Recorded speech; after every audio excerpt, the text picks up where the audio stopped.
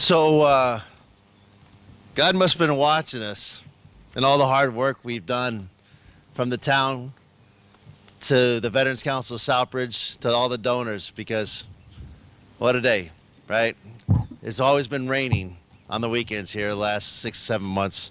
And all of a sudden today we have blue skies. As long as we don't have a flood, we'll be set. All right. So welcome and good morning to all of you. I know we started a few minutes late, but that's expected here. We want to thank all the veterans and your loved ones, all loved ones that are in attendance today, for being out here today on this crisp Veterans Day morning. I want to identify a few people out there. I don't mean to miss anybody, but I welcome Town Manager. Thank you. Senator Fatman, Bob Patton, the Clemens family, Servant family, the descendants of the Servant family, descendants of those loved ones on these 8 rocks out here that are in attendance today, those that are on the Franco-American plaque over there. Thank you for all being here. My family included, because they're the ones who've been dealing with me for some time on this issue. So first thing I'd like to introduce, we normally do the national anthem, but we're changing this up. We'll do that at the Veterans Day ceremony right after this. But I want to introduce you to 2 young, very inspirational and smart women and young ladies. They're going to come up here and sing God Bless America, and they're descendants of the Servant family. If you know the story behind the Servant family, there's 7 boys in World War II that left off the war. Of those 7, 6 came back. They lost 1 in North Africa, and I've been blessed to know this family since I've come to town. But I want to introduce Elizabeth Valley. I got to teach her when she was a young student over at Trinity Catholic Academy, and now she's at Berkeley College, College of Music, right? I don't mess it all up. I'm used to the California Berkeley, I apologize. And then Miss Evelyn Howard Donlin over from Trinity Catholic Academy. And again, they're descendants of the Servant family. And I wanted to bring them up here to sing God Bless America.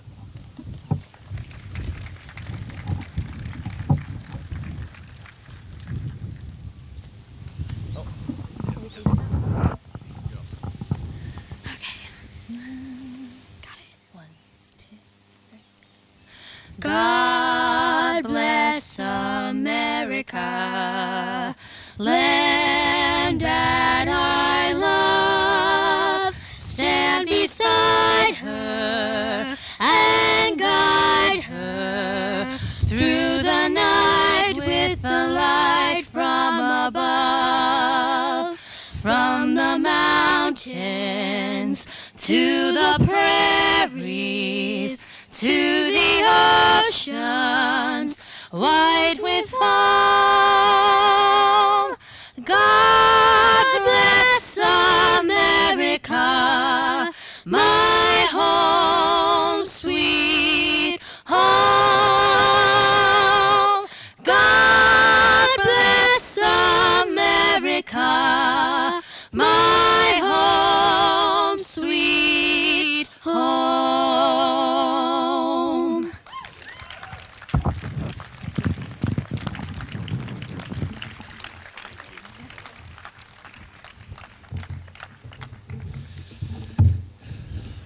Next, I'd like to welcome Deacon Juan, who provided today's invocation.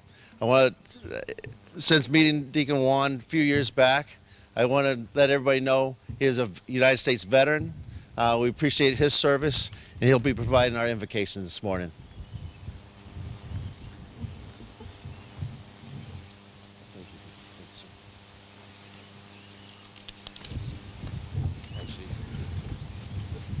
If you can, please rise. Thank you.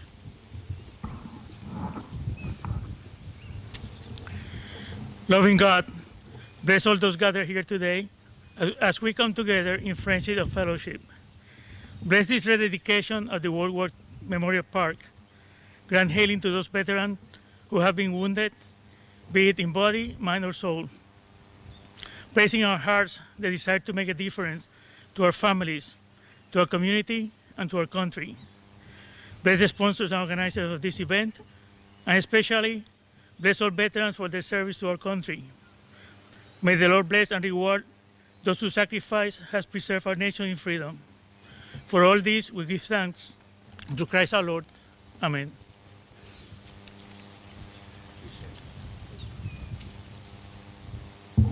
Please have a seat.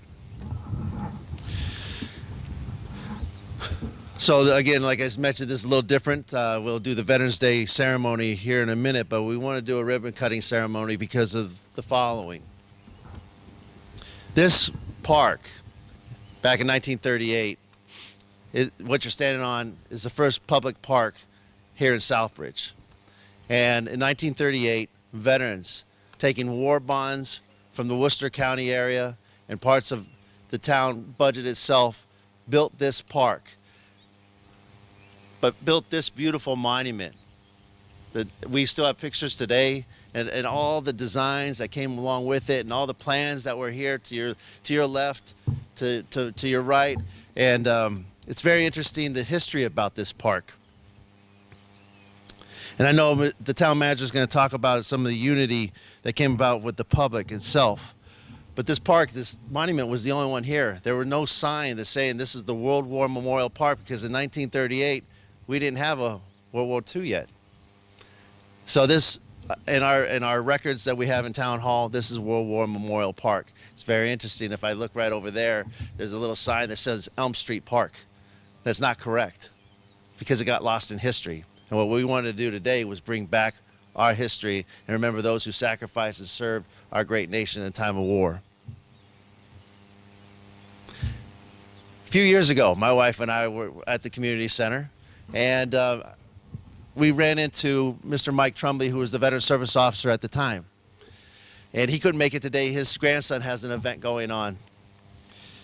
But Mr. Trumbley, I think these were his exact words, or they're my words: before I go 6 feet under, I would like to see those neighborhood monuments that surround you to this day consolidated in one place so they could be remembered. These men, these boys, could be remembered. My wife and I drove. I think we were going to go gambling down. Forgive me, Father. We're going to go gambling down, and we're going to go gambling that day, and we did win some money. So it was a great day for everybody. But my wife, who I always call the brain of the house and of me, had started bringing up ideas, and that's where it was born. So the Veterans Council has been rebuilding itself over time, and this is in 2020, where we finally had a Veterans Council meeting. We said, how do we do this? We have no idea how to do this.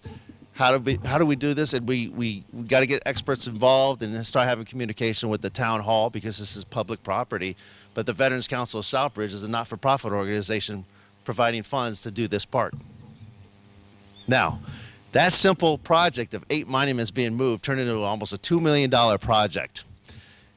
And we'll be doing Dresser Park here very, very soon as well. And that's where we're at. The Veterans Council approved it. Town Council approved it. We started doing background checks. Mr. Robert Caprera gave us some insight on the legal ways of doing some things, and I appreciate to this day your kind guidance to me and that day. Also, so we went around, we started asking the Historical Commission. We went around talking to historians like Steve Brady and a few others on how do we go about doing this, and they gave us the insight. We learned quickly, and we adapted as we went along, because this didn't happen in an easy way. It was a lot of hurdles. Later on, I was introduced to Mr. Joseph Cohen from JCLA.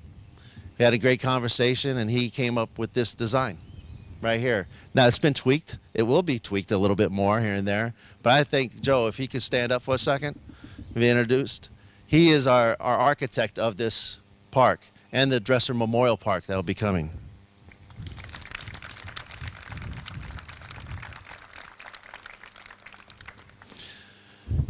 So we had to have the town council buy-in. Obviously, they had to approve this project. And one thing that we wrote in the motion, if they were going to approve it, that we would brief the town council twice a year. One right before Memorial Day, which would be May, and then right before Veterans Day, which would be November. And we stuck to our words as Veterans Council to do that. And you know what? The town council stuck to their word as well. So I appreciate that. I want to, before I forget, I apologize. Town councilors, can you raise your hand? Former town councilors, can you raise your hand? Thank you for all you're doing, and thank you for coming out here today. See, without their support, this would have never happened. And I just wanted to let you know this park right here is an actual Veterans Memorial Park. The only way you can get rid of this park is the town of Southbridge vote this out, and the state legislation to vote this out as a Veterans Park. No longer a Veterans Park. Because we had some projects happening, as you can see over on Worcester Street, and this beautiful building over here, the fire station. So that being said, we started working with the DPW very closely. We got the approval from the town council. We started to raise funds. That was no easy task because I got to tell you, the conversation, a lot of us veterans don't ask for money. It's pretty hard in our veins to actually do that. And you're humbling yourself at this point in time because it's a better good. So we reached out to the state, Senator Fatman. Senator Fatman provided us with a $50,000 grant, and we appreciate that so much to this day because that helped kick off the ADA compliant cement out here, or sidewalks out here, so people that are in wheelchairs or have disabilities or aren't as mobile can move around here because it was an old slate from 1938 that was still in this ground. So thank you, Senator Fatman.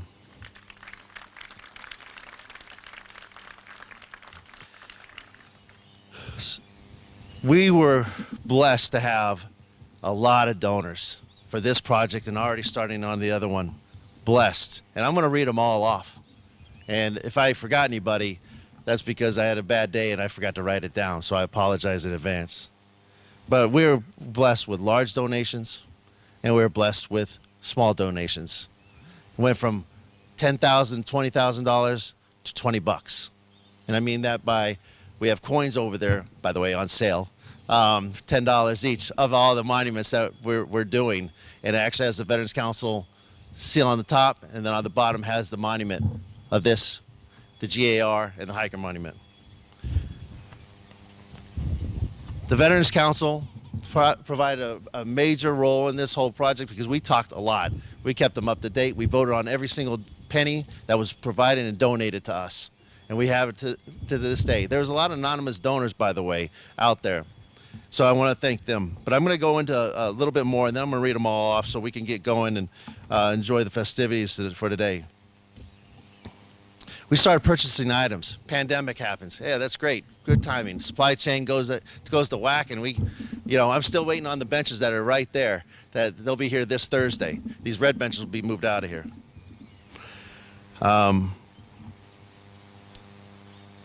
We finally got most of the items in here. Flagpole was over here.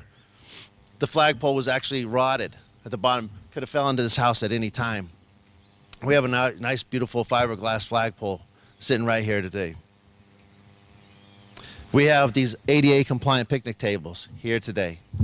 We have a Franco-American plaque, all in French, that was acquired somehow years before my time, that's been sitting in the community center for some time. We got to put it up today, and from the old Franco-American Post, and we got to house it. So it's been a blessing. And let's not forget about these 8 beautiful monuments, these rocks with a plaque on it that hadn't been taken care of in years. They have 8 boys' names who died in the Argonne Forest in France between 1917 and 1918. And these neighborhood monuments were in the neighborhoods where they grew up. So they kind of came in disarray. Somewhere over at Oak Ridge Cemetery, they're no longer in their places, and they hadn't been refurbished in a few years. So that being said, I want to thank also, if you look around, you have brand new, beautiful little trees growing. Hopefully they become big forest trees and all that kind of stuff. I want to thank Steve Brady and Opakam Land Trust for donating those. Thank you.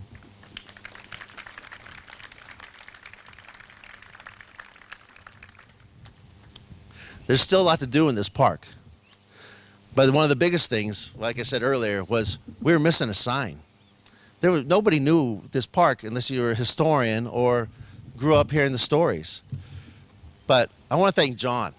Where's John? I see you back there. Raise your hand.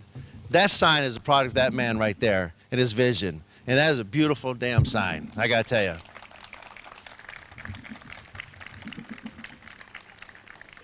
We have a few more items that we still have to do, from a security system to putting our benches in hopefully next week or the next couple weeks.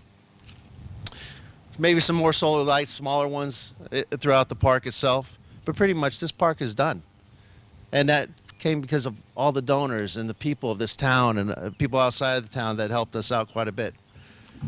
So, that being said, bear with me. And I'm going to go as fast as I can so I can get the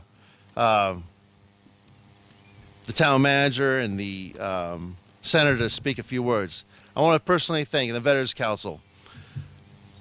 First, the Veterans Council itself, Mr. Caprera, Franklin Realty, JCLA, it's Joe, Conventures Marketing, Mr. Dow and his family, Massachusetts Marine Corps League, Green Meadows, Bob Patton, the Patels, Alex Patel and his family, Giuliano Conte, if I'm saying it right, John and Linda Daniel, Southbridge Credit Union, Charles Bickerstaff, Knights of Columbus, Joseph Dean, Robert Blanchett, Southbridge Women's Club, Dan Rupert and Betty Perrin, Kurt Litchfield and his family, Mr. and Mrs. Trumbley, Dennis Cunyon, the Lions Club, Hyde Charitable Foundation. I just want to mention them as well because they just provided us with funds to start working on the final design of Dresser Park.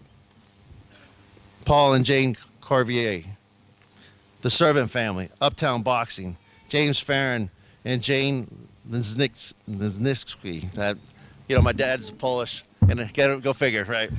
So that being said, Louis Latour, Ronald Prior, Southbridge Business Partnership, Big Bunny, the Senator, Katie Brook, Southbridge Associates, Opacan Land Trust, Babe Lawn Care, by the way, who did all this work. So I want to thank Babe personally for, is Babe out here? Shame, he should be out here. But we'll see him later. And all the anonymous individuals out there that provided funds, physical, in-kind support. And at this point in time, if I miss anybody, again, I apologize. I want to introduce the town manager, Jack Jovan, who recently became the town manager. But if you didn't know Jack, well, Jack's been around for some time around this town. So we want to welcome the town manager to say a few words.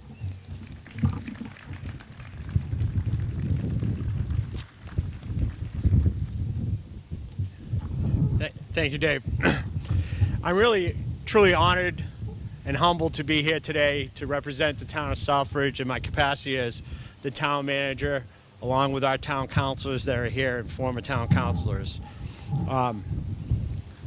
When this concept first came, I was chairman of the town council, and a group came together and asked, what could we do to enhance this beautiful park and the history? And at the time, I was also served as chairman of the fire station building committee.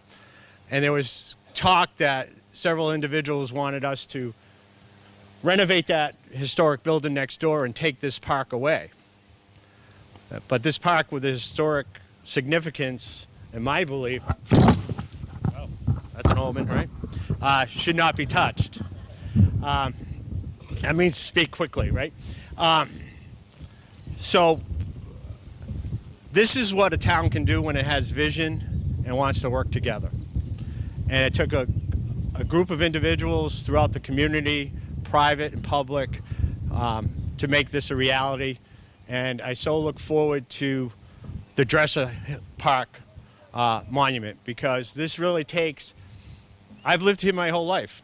My grandparents, great-grandparents lived here, and I truly did not know any of these these stones and monuments were throughout town. And this new vision, you know, as history changes, we have to remember history. And this gives us an opportunity to remember those that served our community, that died and also served, but also gives us an opportunity to remember all the veterans that are currently here, that have served our community in times of great need, and in times of peace. And as a proud parent of a current veteran, a captain in the U.S. Army, I am grateful to be here. And I think back to that dedication on August 27th, 1938, and the community that came together at that time in unity to remember all that have served. And I'm sure it was a much warmer day on August 27th, 1938. But like Dave said, this is a beautiful day. So on behalf of the town of Southbridge, I congratulate Dave, the Veterans Council, and all that have served in remembrance. And this is a beautiful park for us to come and sit and reflect, especially in this time in our country where we have conflicts going throughout the world.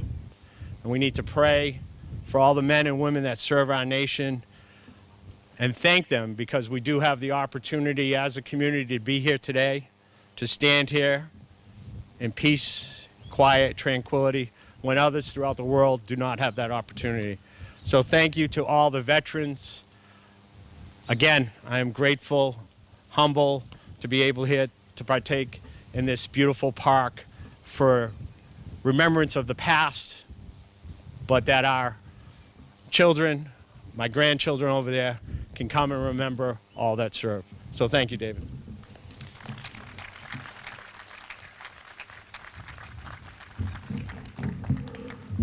Thank you, Jack.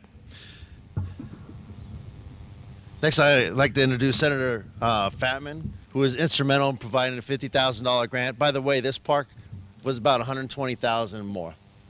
Just a redo. Thanks, Zach.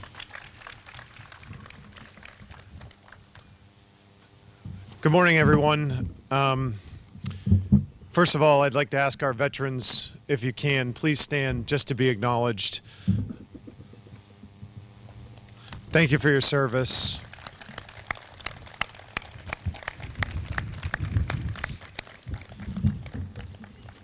I've had two surreal experiences in the last 48 hours, 72 hours. One actually happened this morning. I woke up and I looked at my phone. For anyone who has an iPhone, sometimes memories pop up, and sometimes they're memories in genres. And the first one that popped up, the photo was my two boys running down a boardwalk with the sun setting. That happened this summer. And it reminded me how much I love my family and what a wonderful country we live in. And as I flipped to the second one, it was the grave of my grandfather, who fought in World War II, who died on October 27th, 1998. And I've had the opportunity to tell a little bit about his story. I was 14 when he passed away. But when you're a young boy, you don't truly understand what it means when those you look up to, those you admire, the older people in your life, your grandparents, your grandfather, is behind the door of his bedroom sobbing. My grandfather was in World War II and served in the Pacific. He was an Army medic, and he never really talked about his service. When he passed away, I had the opportunity to read one of his journals. And two things that stuck out.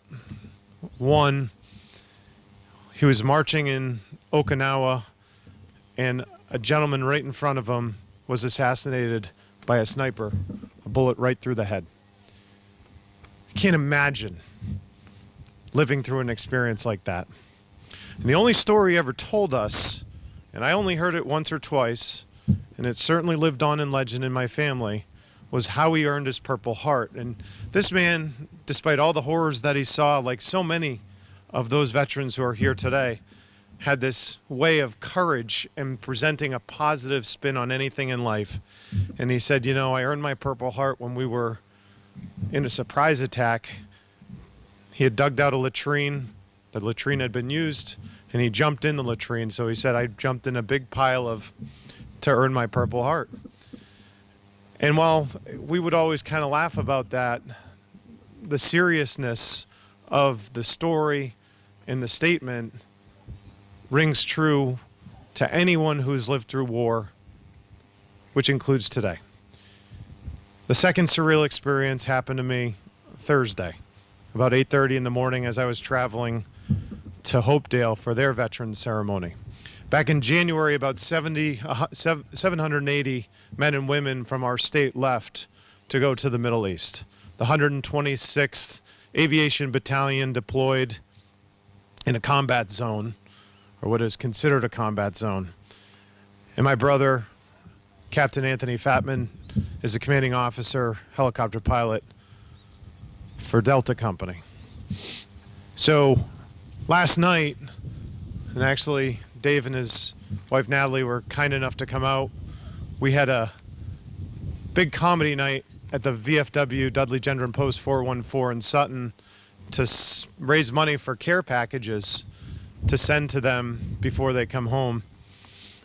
And on Thursday, I was talking to my brother about recording a video for the ceremony and the comedy just to say thank you to everybody. And about 11 minutes into that conversation, all of a sudden, a blinking light went off, a siren sounded, and my brother said, "Oh, I gotta go." And the phone went dead. And I didn't hear from him for 2.5 hours. I texted him. I said, "Are you okay? What's going on? Please get back to me." And the only word I got back was incoming. There have been 47 attacks on Iraqi bases, on U.S. bases, that our men and women from Massachusetts, from Southbridge, from Dudley, from Webster, from Sutton, from Douglas, from Uxbridge, and those are just the towns that I know that our soldiers are from, have experienced since October 7th and the horrible day that that was for Israel. 47 attacks. Our men and women from Massachusetts are on the front lines, and when they come home, if they decide not to re-enlist, they will be veterans, and they will be amongst the bravest and courageous people of our society, just like those who are here today and stood before you. You know, I saw fear in my brother's eyes for the first time in my life. And I think about my grandfather and the things that he had to internalize in his life that many of our men and women here who stood and served have had to internalize in their life. And from the bottom of my heart, all I can say is a deep and profound thank you. God bless you. God bless the United States of America, for it is the most wonderful place to live because of those who serve. God bless you.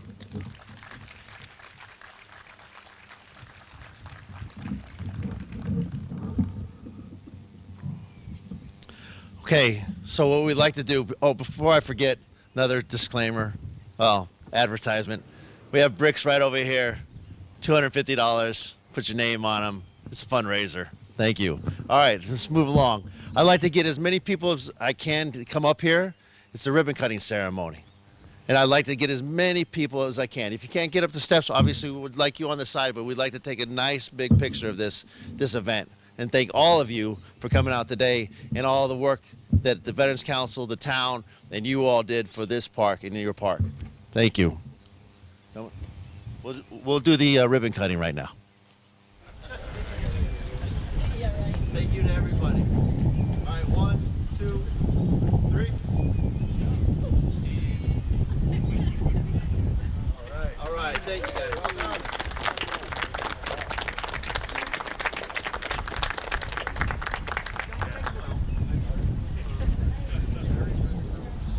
Oh, say, can you see by the dawn's early light what so proudly we hail at the twilight's last gleaming, whose broad stripes and bright stars through the perilous fights o'er the ramparts we watched were so gallantly streaming, and the rockets regular, the bombs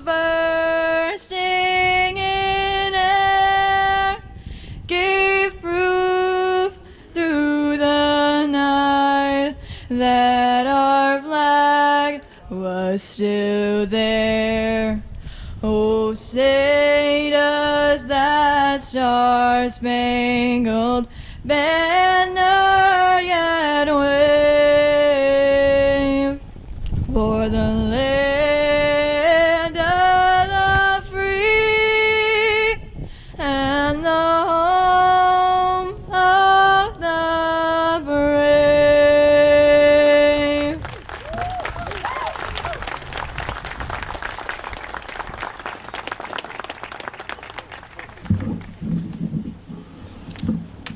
Please have a seat.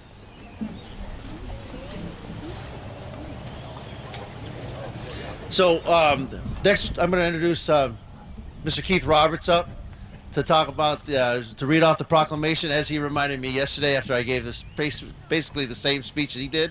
He said, "And what I just said." So I took that whole part out of my my little paperwork here, and I'm just going to have the Veteran Service Officer of Southbridge read off the proclamation. Thank you.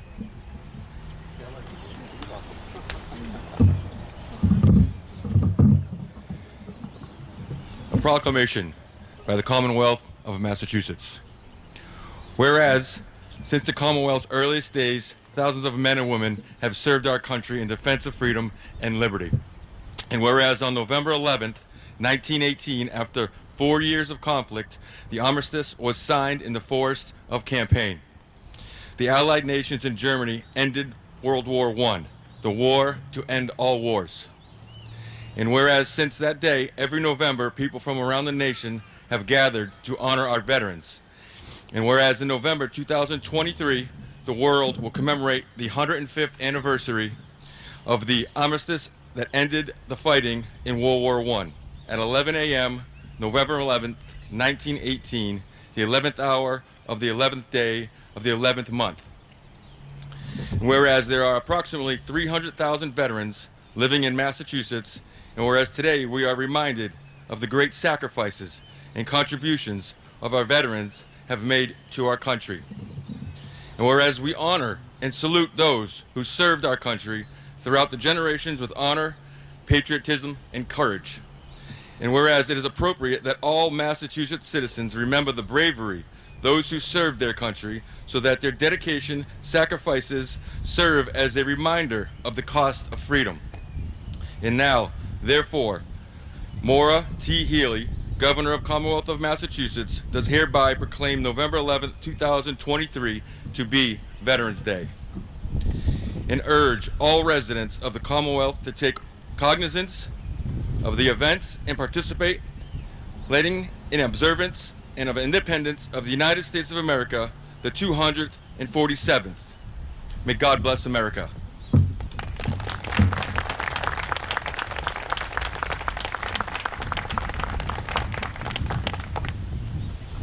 So at this time, if I could have the town manager, the senator, Mr. Patton, right over here, sir, and Mr. Roberts over here, the laying of the wreaths. So during the Roman times, to honor the brave, leaders would lay wreaths throughout the cities today. Today, we have Mr. Roberts, Mr. Patton laying the wreath, the Gold Star Mother wreath, and we also have Jack Jovan, Senator Fatman, laying the Veterans Council wreath right by our World War Memorial Monument.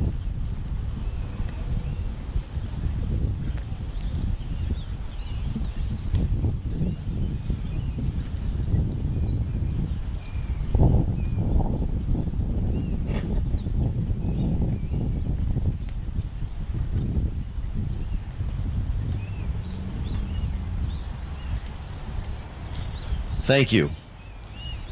So, with no further ado, I want to bring Senator Fatman back up here to say a few words on Veterans Day itself. But obviously, he gave, it's been interesting to listen to his stories with his brother and his deployment and actually the workups to the deployment. And us veterans understand the deployments take, well, in the Marine Corps, it's 6 months of downtime, 6 months, but you're still training. 6 months of workup, you might as well be deployed, and then 6-7 months of actually being deployed.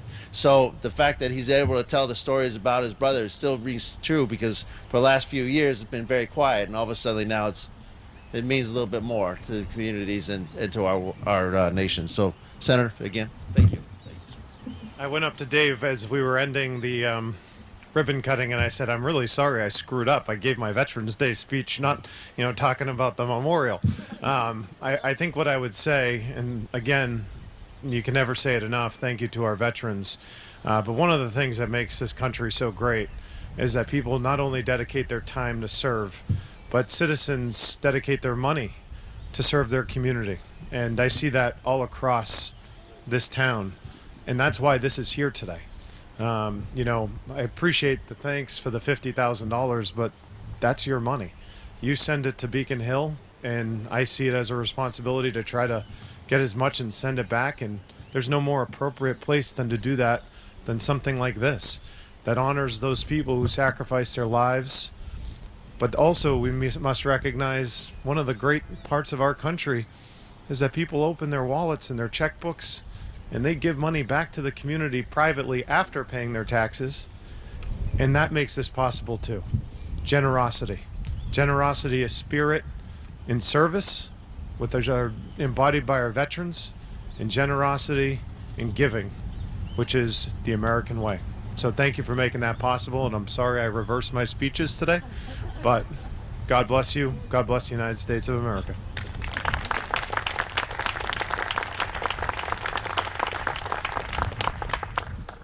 Thank you, Senator. I'd like to introduce a gentleman that's 5 years now that I've known, over 5 years. I read his bio yesterday, and he spoke at the Veterans Day luncheon, but I'm going to read it again for those that weren't able to make it. So, Mr. Bob Patton was a journalist and author before co-founding the Green Meadows Cannabis Company at 64 Mill Street in Southbridge in 2019. His first book, The Pattons, A Personal History of an American Family, centered on the ancestral roots and extraordinary character of Bob's grandfather, General George S. Patton Jr. of World War II fame. Bob followed with 5 more books, including 3 novels and 2 non-fictional histories of naval warfare and international war correspondence. Inspired by his parents' organic vegetable farm north of Boston, Bob and his sons founded Green Meadows to provide medical patients and especially veterans and seniors with the purest quality of cannabis products, while giving equal care to the wellness and needs of adult use customers. Today, Green Meadows operates dispensaries in Fitchburg and distributes organic cannabis from here in Southbridge. Bob and his wife Vicky, who is also a public school teacher, Spanish teacher, have been married for over 38 years and have 4 sons and 9 grandchildren. A little quick history, they've heard it before. Bob and I sat down over a beer in 2018, had a conversation, and then I voted no twice on the cannabis side of the house. But it's not a political speech, it's more of a where this came from. The fact is, I voted no twice on it, but I also understood that the communities were accepting this stuff in, and it was the will of the people that made that decision, and that was the only way I was going to even approve it and or recommend it to the town council. But the fact is, Green Meadows and Bob have been talkers, but they've been walkers as well, and they've really helped the veterans of this community, the seniors, as well as other people, and they put a lot of money into this town already, and we do really appreciate it. But I wanted to have him come up here. He gives a great speech, and welcome, Bob.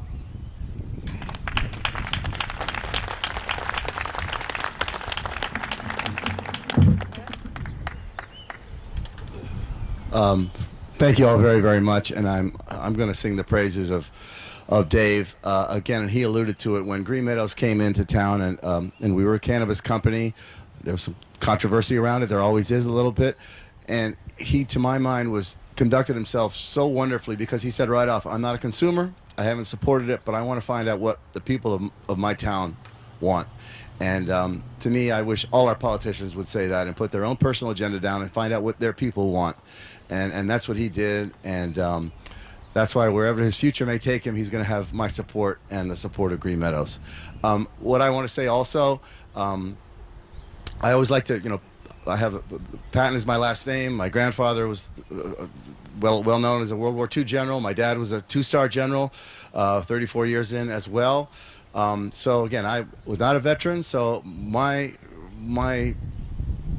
kind of validity of being here is through the accident of birth that I grew up as an Army brat, and so many of my relatives and cousins are either active duty or served, in the past. But it's in our DNA as a family to make sure that we conduct ourselves, as Dave says, walk the walk, and we really try to. Always, the ideal is never achieved. You try to just do better every day, and we certainly try to. And I know this community has that same idea about just building and getting better and getting more unified. And monuments like these, parks like these, are so important. Because I look around and I see picnic tables and I see a nice walk, and there's going to be sunny days where there are going to be families on blankets and having picnics and playing music and maybe not thinking about World War I and all the rest, but that's what this is about, allowing them to be here and have their picnics and play their rock and roll or whatever they may want to listen to, or their, whatever it is, and be as celebrating and be as frivolous as you want to be because of the names on this monument and of all the men and women active duty now and serving in the past. So that's what it's all about, and this monument represents really that, about this perpetual gratitude that we must show, but also the idea that the future is in front of us, life is for the living, and this is what these folks all represent. They gave their lives so that others can live for their day. I have to say also, and I'm not here always to talk, I don't always talk about my grandfather, but walking here, and I haven't been here for a while, and how personal it instantly became for me, because I see over there a young man that died on September 15th, 1918 at the Battle of Saint-Mihiel, and then here there are a couple that died a few weeks later in Meuse-Argonne. Now, my grandfather was a 32-year-old, believe it or not, a colonel, because then you got accelerated fast in wartime. And at Saint-Mihiel was the very first time he took his tank corps, which was the very first one that America had ever had, into that battle. So this is the day that young man died, was my grandfather's very first action as a commander of tanks, first time in American history. And over here at Meuse-Argonne, a few weeks later, is where my grandfather at 32 was almost killed, and he was shot through the groin and out the backside, and his life was saved by a first-generation young orderly named Joe Angelo. So again, it immediately becomes personal for me walking here, and I think it. For all of us, and whether we see names that we are from our family or not, this is personal. This is our country. These are our brothers and sisters. There's a woman up there, Emma Carey, and I read the names here, and I see it's not a bunch of old stiff Yankees like me. It's a bunch of these Greeks and Poles and French and this is America. This was diverse then. They probably were new to the country. Maybe they were first generation. Maybe they'd come through just then. They put the uniform on and off they went. And this faith and this ethic, we've got to maintain it. We've got to maintain it. I read a horrible statistic today that a majority of Americans would not fight for their country if in a foreign war. Now, nobody wants that, and I like to think that should the call come, God forbid, they would. But we've got to find a way to recapture what we are and what we were and what we're going to continue to be. And parks like this do it. They really do. So I'm very moved to be here. I'm very touched that there's a crowd here, and I can't wait to drive by here on a spring day and see a bunch of kids running around, not thinking about World War I, because of what's up, the names on this wall. So thank you for including me. Thank you for coming here today. Thanks to Dave and all the Veterans Council, the VSO, Keith. I mean, this is what I was taught to really put above all other things in terms of my respect for the country. Veterans, wear the uniform. Of course, there's so many other things that all of us do in volunteering ways, but vets in our family and at this place are number one. Thank you very much.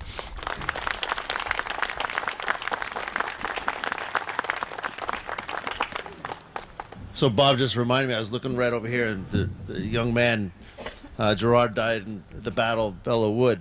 And if you didn't know already, our Marine Corps birthday was yesterday. I didn't mention that a few times yesterday as well, but that young man was an Army guy. And the fact is, that battle right there changed the tide of World War I itself.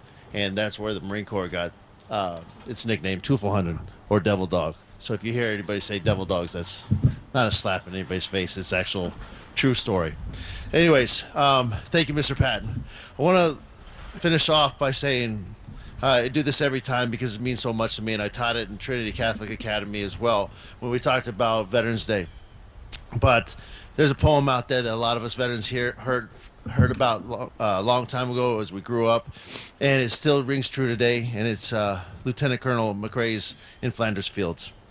In Flanders fields the poppies blow, between the crosses row and row that mark our place, and in the sky the larks still bravely singing fly.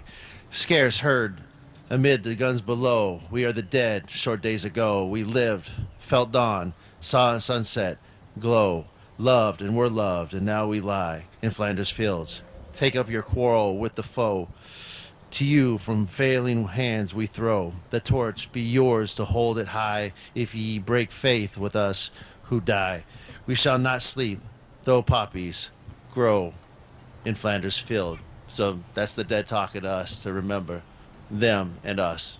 So as we finish here today, I want to thank all the volunteers that came out and helped out set up there. I want to thank all those individuals who were part of this park and the process. I want to thank all those counselors that from the past to the present have helped support the veterans within this town, the senators, the legislators, our DPW, who did an amazing job cleaning this place up and making it ready for today like they do every single year, and those people that have forgotten but not forgotten, our veterans. So at this time, I want to say thank you. Have a great and safe Veterans Day weekend. There.